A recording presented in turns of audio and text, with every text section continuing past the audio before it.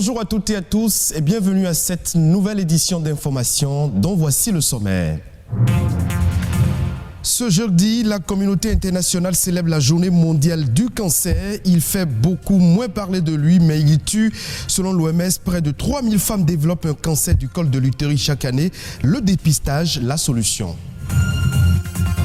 Le système immunitaire de chaque individu lui permet en principe de se défendre contre les infections, mais il arrive parfois que les cellules concernées soient défaillantes. On parle dans ce cas de déficit immunitaire primitif. La crise sanitaire de la Covid-19 a un impact social très lourd pour l'ensemble des pays touchés. Le Bénin n'y échappe pas. Des écoles, des entreprises et même des emplois ont été durement affectés.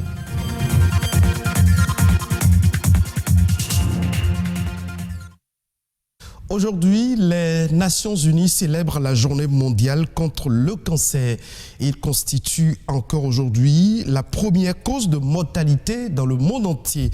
Le cancer fait beaucoup moins parler de lui, mais il tue. Par exemple, le cancer du col de l'utérus fait partie des principaux cancers gynécologiques. Il tue des millions de femmes chaque année, selon l'Organisation mondiale de la santé, et le Bénin n'y échappe pas. Qu'est-ce que le cancer du col de l'utérus et comment les traiter? Élément de réponse dans ce reportage. Le cancer du col, ça va être l'apparition au niveau du col de l'utérus de cellules qui vont se multiplier de façon anarchique et qui vont entraîner des conséquences graves sur l'organisme et qui peuvent entraîner la mort. Et sur 300 000 décès de femmes pour cause de cancer enregistrés en 2018 dans le monde, le cancer du col de l'utérus est responsable des 2/3 selon l'Organisation mondiale de la santé. Il est classé deuxième cause de mortalité chez la femme après le cancer du sein. Au Bénin, sur 4 300 cas de cancer, toutes formes confondues, enregistrés en 2018, le cancer du col de l'utérus représente 25% selon le ministère de la Santé. Le mal est dû à plusieurs facteurs. Le principal élément qui cause le cancer du col, c'est l'infection à un virus qu'on appelle le Human Papillomavirus. C'est un virus qui se contracte par les rapports sexuels. À côté de ça, le tabac aussi est un cofacteur important. Ces cellules cancéreuses, une fois installées, vont progresser de façon presque silencieuse vers le cancer. Pour qu'il apparaisse, ce sont des anomalies au niveau du col qui vont s'aggraver et qui au bout de 10 à 15 ans vont être appelés cancer. Mais en général, lorsqu'ils commencent à se manifester essentiellement par des saignements, à ce moment en général c'est souvent trop tard. Si l'alcoolisme et le tabagisme représentent des facteurs aggravants, ce ne sont pas les seuls facteurs prédisposants. C'est par exemple les personnes qui sont immunodéprimées, c'est-à-dire dont le système de défense de l'organisme ne fonctionne plus bien, par exemple des personnes vivant avec le VIH, dans certains diabètes. Que le cancer du col de l'utérus apparaisse tôt ou tardivement, la prise en charge n'est pas aisée. Les médecins recommandent un dépistage précoce. C'est difficile de le traiter, c'est beaucoup plus facile de le prévenir. Passé un certain stade, il ne va pas pouvoir être guéri. On va plutôt améliorer le confort de vie de la personne le temps qu'il lui reste à vivre. Et pour accompagner les agents de santé dans la lutte contre le fléau, le Bénin s'est doté d'un document stratégique de 100 pages qui fournit des informations utiles sur le cancer du col de l'utérus et d'autres cancers chez la femme. L'opérationnalisation de ce plan stratégique permettra dans les mois et années à venir aux autorités et acteurs sanitaires d'apporter l'assistance nécessaire aux populations béninoises afin de leur éviter autant que faire se peut ou de détecter à temps toute situation de cancer susceptible de leur être préjudiciable. Avec une bonne mise en application de ce plan stratégique, nous parviendrons à une réduction de 30% du taux de mortalité lié au cancer du col de l'utérus. Les femmes, quel que soit leur âge, sont invitées à faire l'examen du frottis vaginal tous les 3 ans pour éviter toute complication. Santé toujours, mais nous parlons à présent du système immunitaire qui est le principal acteur de la défense de l'organisme. Cependant, les agents responsables de cette défense peuvent subir une hyperactivité ou des déficits. En France, le 4 février est dédié au déficit immunitaire primitif. Au Bénin, la journée n'est pas encore consacrée. De quoi s'agit-il et comment identifier ces pathologies? Élément de réponse dans ce reportage. Mon enfant se plaignait toute la nuit de la fièvre et elle avait un rhume. Donc, comme je n'avais pas service aujourd'hui, j'ai voulu l'admettre ici au camp Guézou pour consultation. Comme ce père de famille, nombreux sont les parents qui emmènent les enfants en consultation pour des malaises.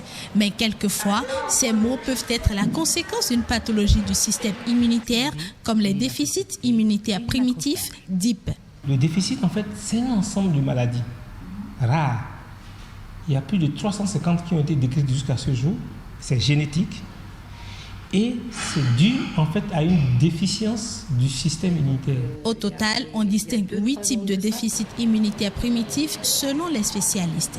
Si le taux de prévalence du mal est d'un sujet sur 100 000 en Europe, il est beaucoup plus bas au Bénin. On parle approximativement d'une personne atteinte sur 1 million. Toutefois, il existe des signes qui peuvent mettre la puce à l'oreille. Le premier signe, c'est les infections à répétition. Le deuxième signe, en fait, c'est l'auto-immunité. C'est-à-dire, est-ce que l'enfant a des signes sur la peau qui font que l'organisme s'attaque à lui-même? Quand on a fait les examens paracliniques, on a vu qu'il y a beaucoup de lymphocytes et que pourquoi lui il a plus de lymphocytes que les autres? La troisième chose, c'est les petits signes de tous les jours qui font que l'enfant ne se porte pas bien et saigne un peu plus que les autres, qui font que l'enfant a un gros foie, a une grosse rate, parce que ce sont ces organes-là qui interviennent dans le système immunitaire. Le diagnostic de déficit immunitaire primitif n'est pas aisé en raison de l'indisponibilité de certains examens médicaux. Mais une fois le diagnostic fait, plusieurs étapes sont à respecter dans la prise en charge. La première chose à faire dans les déficits immunitaires primitifs, c'est la prévention du risque infectieux. On sait que ces enfants-là sont souvent à risque de certaines infections, donc parfois on est obligé de revacciner plusieurs fois pour pouvoir en fait stimuler un peu plus. Ou bien quand on sait quel type de déficit il y a, on lui apporte les compléments de ce déficit-là pour permettre au système immunitaire de se mettre en place.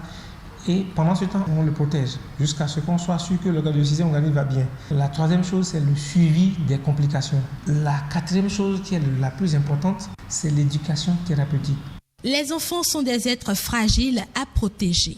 Qu'il s'agisse d'un déficit immunitaire primitif ou de toute autre maladie, les parents ont à être vigilants et attentifs. Un enfant qui tombe malade 100 fois en 365 jours, il y a un problème.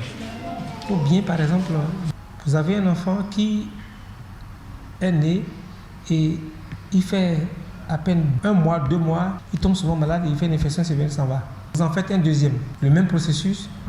Avant de pouvoir penser à autre chose, il faut toujours consulter. La consultation serait donc l'idéal pour le diagnostic précoce de toute pathologie infantile. En 2020, l'humanité tout entière a été durement affectée par la pandémie liée à la Covid-19. Le Bénin n'y a pas échappé. L'avènement de cette maladie a été la cause de plusieurs perturbations au plan sanitaire, mais également au plan social. Impacts sociaux de la Covid-19 au Bénin en 2020. Alessandra Diotan nous en parle dans son reportage rétrospectif. À la date du 19 décembre 2020, on dénombrait au Bénin 62 cas actifs de Covid-19 pour un total de 3167 cas confirmés, dont un peu plus de 3000 guéris. À cette date, le nombre de décès était de 44. Ces statistiques font du Bénin un des pays les moins impactés par la pandémie.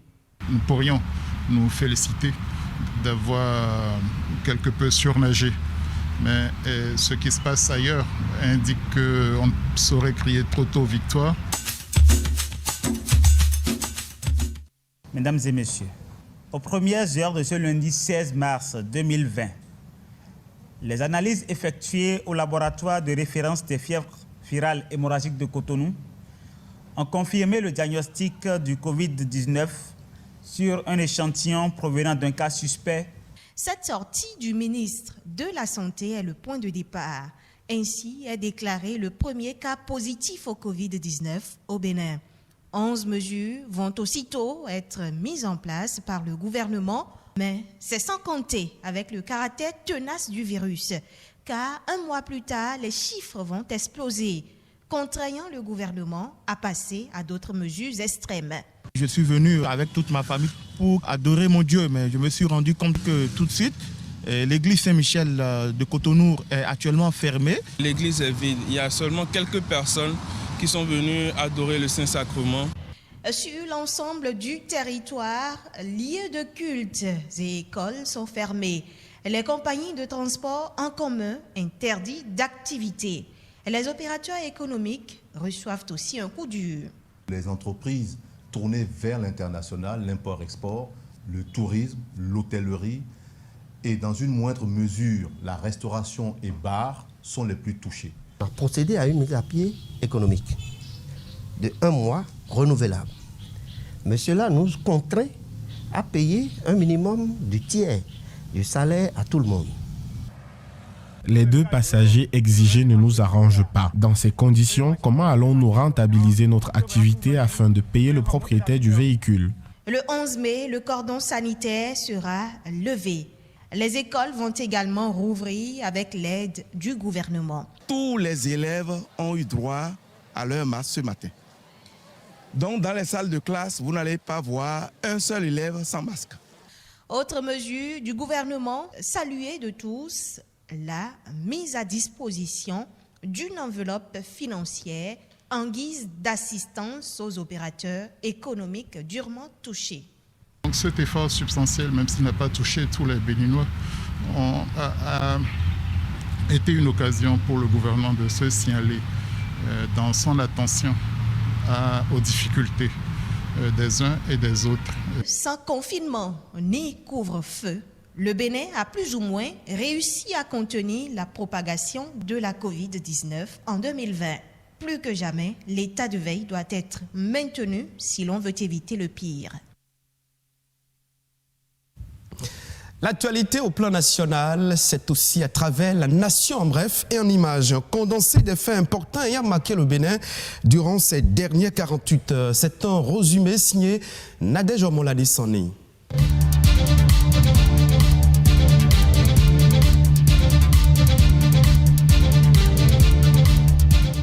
Plusieurs plateformes numériques nous annoncent le magazine Jeune Afrique ont été déployées par le gouvernement béninois. Le magazine panafricain a fait un zoom sur ces plateformes qui comblent les attentes au-delà des frontières.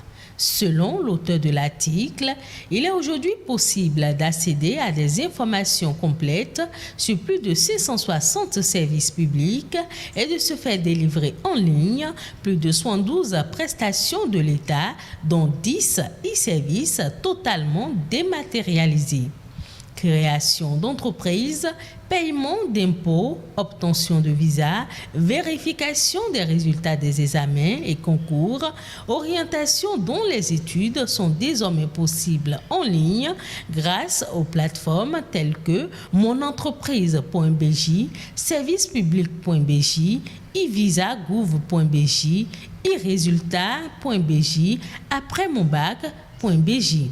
Plus de 4 millions de recherches ont été effectuées en moins de 6 mois avec un pic de 710 000 recherches pendant la période de proclamation des résultats du baccalauréat 2020, a indiqué Jeune Afrique.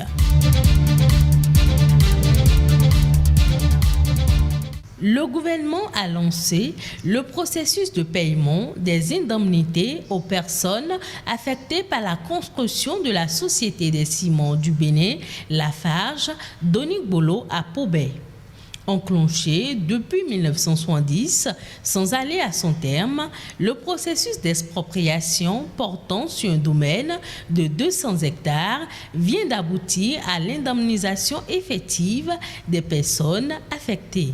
Le gouvernement a mis à la disposition du Fonds de dédommagement foncier l'intégralité du montant d'environ 450 millions de francs CFA prévus pour l'indemnisation de toutes les personnes affectées par la construction de la Société des ciments du Bénin, Lafarge, Donigbolo à Pobé.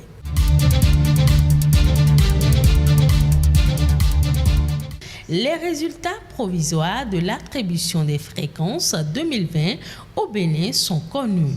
C'est à travers une décision prise au sein de l'institution par la haute autorité de l'audiovisuel et de la communication que les résultats de la présélection des projets d'installation et d'exploitation de radiodiffusion sonore privée ont été rendus publics.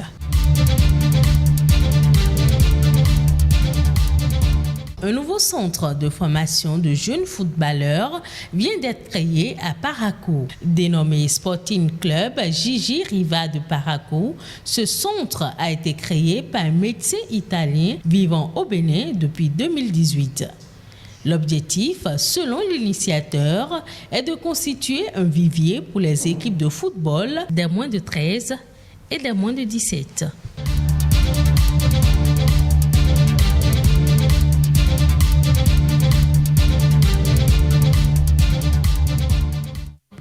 Retrouvez cette édition sur le site de l'ORTB, www.ortb.bj.